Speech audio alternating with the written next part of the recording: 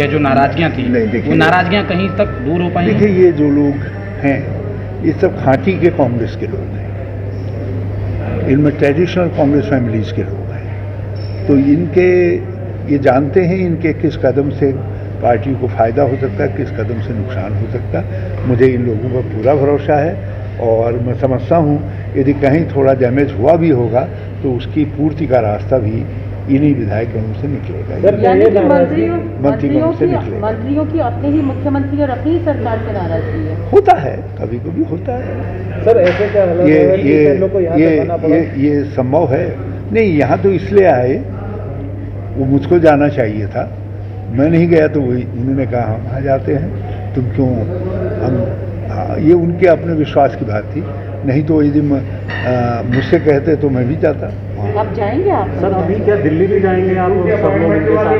हाँ, मैं संभवतः जो है 1-2 दिन के अंदर दिल्ली भी जाऊँगा। राव जी, बताया जा रहा है कि इन परिस्थितियों पर मैं सीनियर लीडरशिप के सामने भी बात उन्हें रखना चाहूँगा।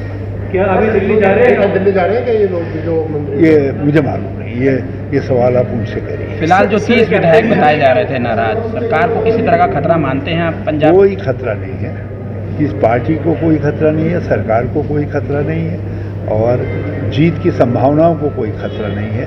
इन्हीं लोगों से आगे जीत की संभावनाएं निकलेंगी और जो भी समाधान उचित होगा वो समाधान किया जाए। चल लग रहा था कि अब सब चीज़ें वहाँ ठीक हो गई हैं, फिर इतनी जल्दी ये दोबारा ये कैसे मसला सामने आ गया? जो बड़ा ऊंची वैरायटी का सीमेंट भी होता है वो भी कभी कभी जब होता है, राजनीति के अंदर चीज़ें बदलती हैं।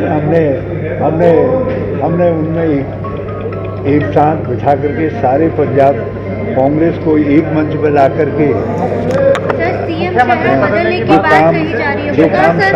जो काम सामान्य स्थितियों में असंभव लग रहा था उसको संभव किया, लेकिन ज़्यादा दिनों तक चीज़ें नहीं, उस परिस्थितियों में बदल गई तो उन बदली हुई हालत में भी समाधान निकाला। सर इसी बहन जी जब कहो मैं तो हाँ इतने नाल जाने की वास्ते हमेशा तैयार हूँ। सर, क्या कैप्टन साहब से कोई बात हुई है आज आपकी? फोनिक वार्ता कोई हुई हो? हाँ, मैंने कैप्टन साहब से बात की है।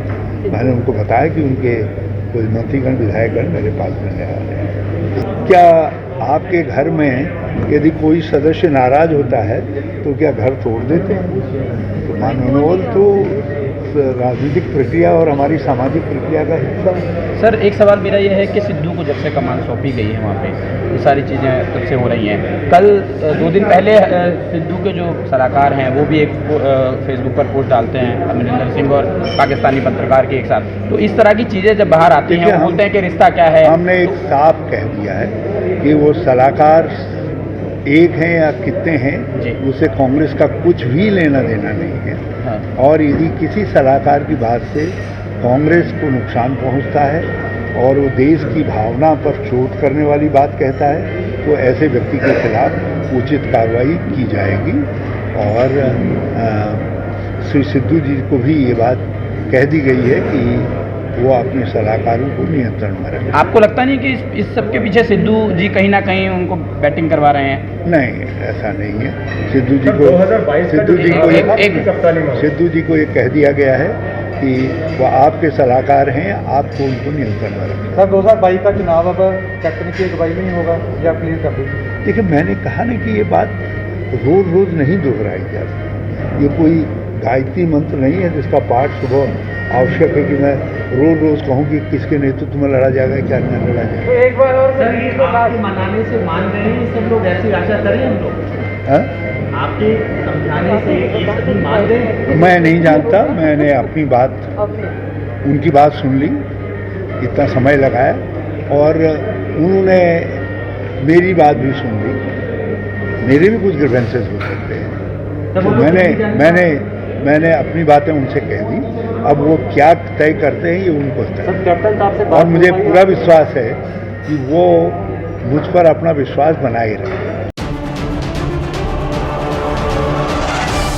पंजाब का किसान देश ਨੂੰ ਅੰਨ ਪੈਦਾ ਕਰਕੇ ਦਿੰਦਾ ਹੈ, ਪਰ ਅੱਜ ਪੰਜਾਬ ਦੇ ਕਿਸਾਨ ਤੇ ਬਹੁਤ ਵੱਡਾ ਆਰਥਿਕ ਬੋਝ ਪੈ ਗਿਆ ਹੈ। ਡੀਜ਼ਲ ਦੀਆਂ ਕੀਮਤਾਂ ਤਕਰੀਬਨ 100 ਰੁਪਏ ਤੇ ਪਹੁੰਚ ਗਈਆਂ। ਮੈਂ ਵਾਅਦਾ ਕਰਦਾ ਸ਼੍ਰੋਮਣੀ ਅਕਾਲੀ ਦਲ ਬਹੁਜਨ ਸਮਾਜ ਪਾਰਟੀ ਦੀ ਸਰਕਾਰ ਬਣ 'ਤੇ ਹਰ ਕਿਸਾਨ ਨੂੰ 10 ਰੁਪਏ ਲੀਟਰ ਡੀਜ਼ਲ ਸਸਤਾ ਦੇਵਾਂਗੇ। ਤਕਰੀਬਨ 2200 ਰੁਪਏ ਇੱਕ ਡਰਮ ਮਗਰ ਉਹਦਾ ਫਾਇਦਾ ਹੋਊਗਾ, ਜਿਸ ਨਾਲ ਉਹਦਾ ਬੋਝ ਘਟ ਸਕੇ।